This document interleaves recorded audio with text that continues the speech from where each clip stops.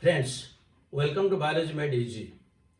We have started the discussion of reproduction in flowering plants, where we have discussed the structure of microsporophyll, microsporangium, and also we have discussed microsporogenesis. That means how the pollen grains are formed. But in this video, we will discuss what is the structure of the microspore pollen grain and how it develops into male gametophyte. These are the two things we will discuss here. So the pollen grain. Now suppose this is the pollen mother cell, PMC. Now this PMC is diploid. It will undergo meiosis and it will give rise to 4 pollen grains. This is known as pollen tetrad. And when they will be separated, now each one is known as pollen. And each pollen is haploid. That means pollen mother cell was diploid, but the pollen is haploid. Now this haploid is the starting point of the development of male gametophyte. So you see, earlier I have told you that the main plant of angiosperms are sporophytes. Now after meiosis they give rise to gametophytes. This is the starting point of the gametophyte generation.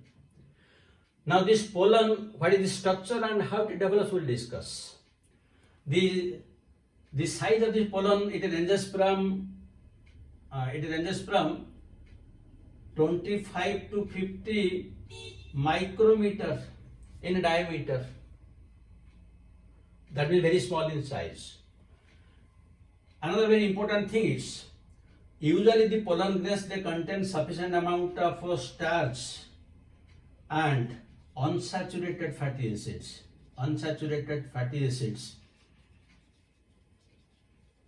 There is one very important reason behind it. Why they contain sufficient amount of starch and unsaturated fatty acids?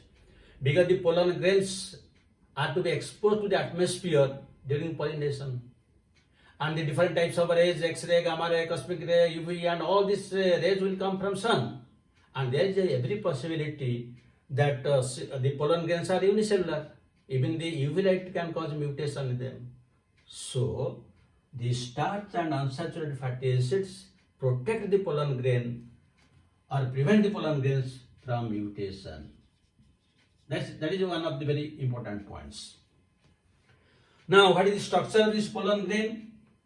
Each pollen grain has usually 2 walls, the inner wall and the outer wall. So, this is the inner wall. The inner wall is known as intine, and the intine is usually made up of cellulose and pectin.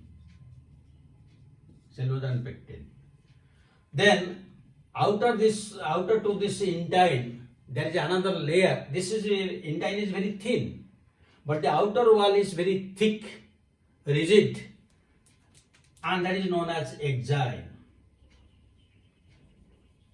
This is known as exine. That means there is deposition of thick materials. But at 1 or 2 places, there will be no deposition of exine like this. You see, there is here it is not deposited. So this is known as germpore. This is known as germpore and this is known as exine.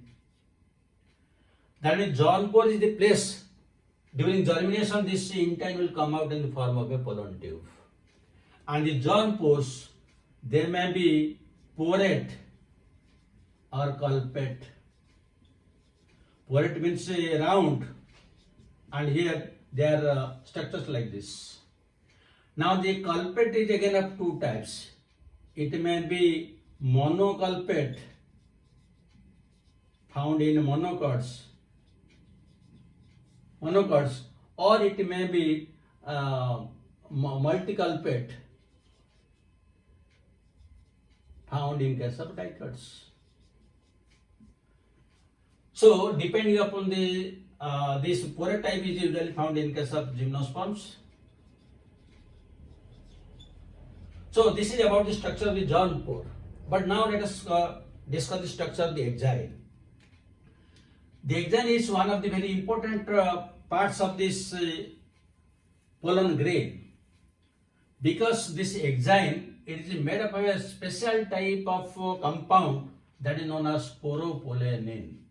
sporopollenin. Now, what is the importance of this sporopollenin?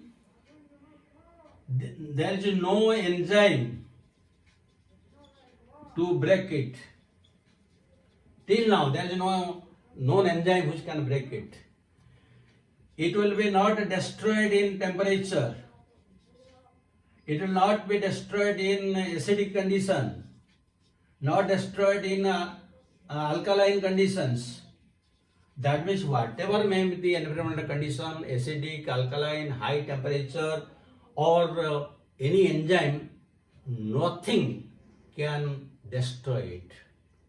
That means biologically this is the most resistant compound. This sporopollenin is biologically the most resistant compound. Under no condition it will be destroyed.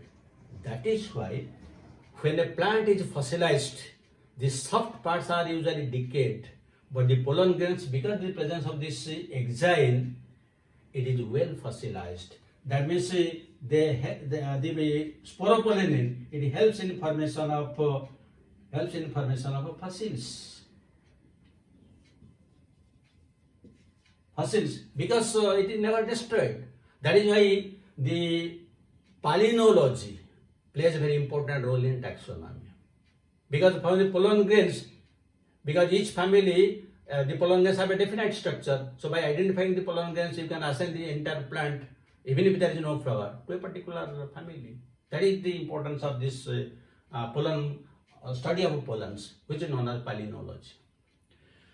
Now this exine, which is so important because of this sporopollenin, it has again different layers. The exine, it is the outer layer is known as sexine and inner is known as nexine. This is the inner layer, that is the outer layer. Now the sexine has again 3 layers. The outer layer is known as tectum. The middle is known as paticum, and these are known as foot layers. This is known as bacum.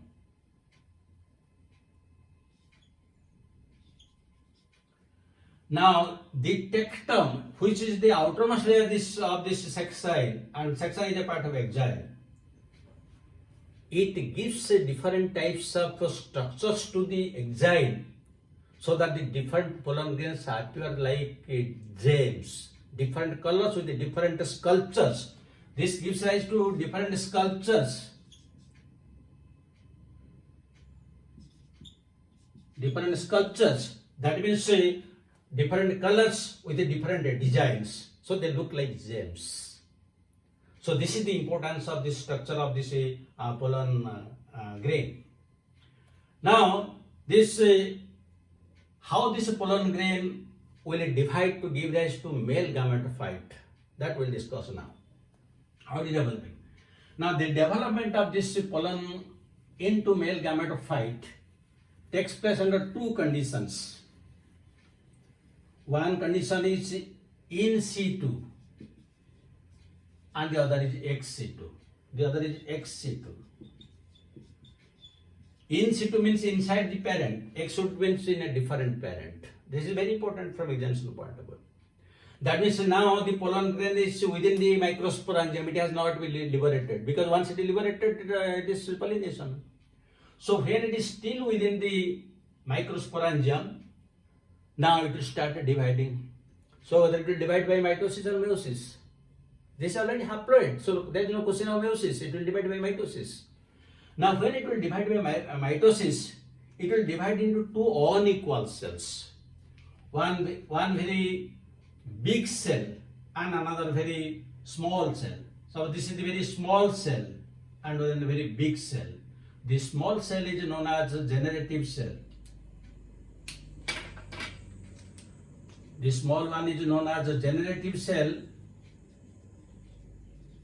and the large cell is known as vegetative cell. This is the initially it is formed due to asymmetrical the formation of spindle fibers. But after some time, the genetic cell will be detached from this cell wall and it will float it will float within this, it will float here like this. This is the generative cell and that is the vegetative cell. Now this generative cell is very small in size. It is small, it is very small in size, and it floats in the cytoplasm of vegetative cell. On the other hand, the vegetative cell has reserve material or reserve food material, and there is a irregular shaped nucleus. There is a large irregular shaped nucleus. This is nucleus. So within this vegetative cell, the generative cell is floating. So now the pollen grain has been converted to a two-celled stage. That means the development of male gametophyte has started in situ, means inside the parent. Now this two-cell stage, pollination will take place in more than 60% of the angiosperms. More than 60% of the angiosperms, pollination will take place at this stage. While the remaining 40%, this two-celled condition will be converted to three-celled, so that in the three-celled stage will take place. So whether it is two-celled or three-celled stage, one very important thing. That means when pollination is taking place, the pollen is not unicelled, it is two-celled. That means at the time of a pollination, whether it is self or cross-pollination, the pollen grain is a partially developed male gametophyte. Very, very important from examination point of view. Again, I am repeating. At the time of a pollination, the pollen grain is a partially developed male gametophyte because of the two-celled. So it is a partially developed male gametophyte and takes place in more than 60% of the angiosperms. Now the remaining development will take place ex situ. So ex situ means in another plant after pollination. So suppose this is the ovary of another plant. This is the ovary, this is the style, and this is the stigma. Now the pollen grain in the two-cell stage will fall here. This is the intine and this is the exine. Now it will germinate here. So when it will germinate here to give rise to pollen tube, what will happen?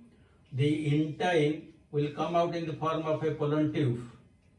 That means the vegetative cell will give rise to pollen tube. This is the pollen tube. The vegetative cell will convert to this.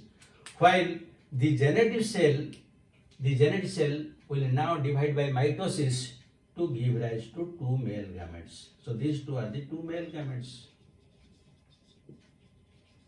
So this development takes place here in another flower of a different plant. So this is the ex situ development. That means with this the development of the male gametophyte is complete. That means a male gametophyte is three-celled in case of angiosperms. So this is the development, how the microspora pollen develops into male gametophyte. This is the entire discussion, how it takes place in situ and how it takes place ex situ. Now we'll discuss questions.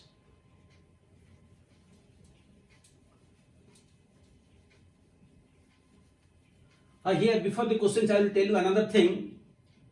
In some cases, this is the pollen grain and this is the genetic cell. In some cases, this is genetic cell degenerates. It degenerates. That means only the vegetative cell will be there. So in that case, the vegetative cell, this one only, it will divide by means of free nuclear division to give rise to 8 free nuclei, which will be arranged just like the embryo sac, having egg, synergids, polar nuclei, and 3 antipodal cells. 3, this is here 3, 6, here 2, 8. And it will divide by, the nucleus will divide by 3 mitotic divisions to give rise to 8 nuclei. And it gives the appearance of an embryo sac. But it is not actually the, this is not the megaspore.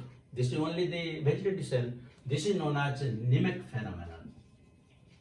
Nemec phenomenon after the name of the scientist Nemec. Now, let us discuss questions.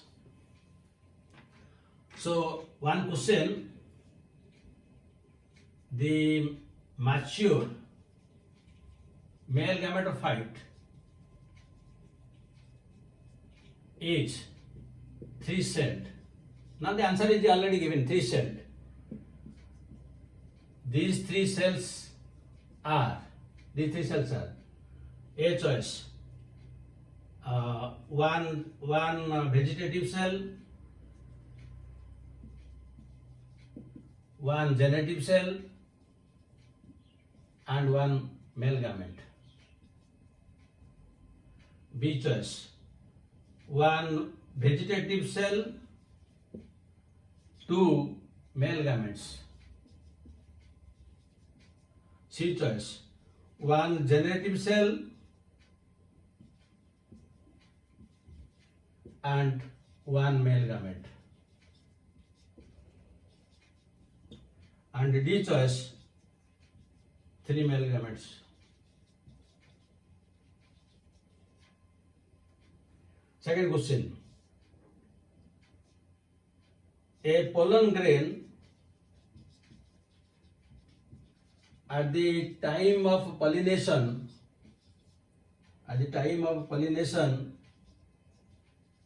is A choice 1-celled, B choice 2-celled, C choice 3-celled,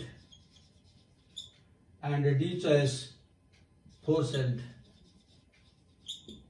These are the type of questions which are usually asked in NEET, NIGER, and all the similar type of examinations. Now you will be able to answer all these questions after watching the video. Thank you very much. Again, we will meet in the next video, but not with the male reproductive, but is complete. We will discuss the details of the female reproductive organs in the next video. So thank you very much.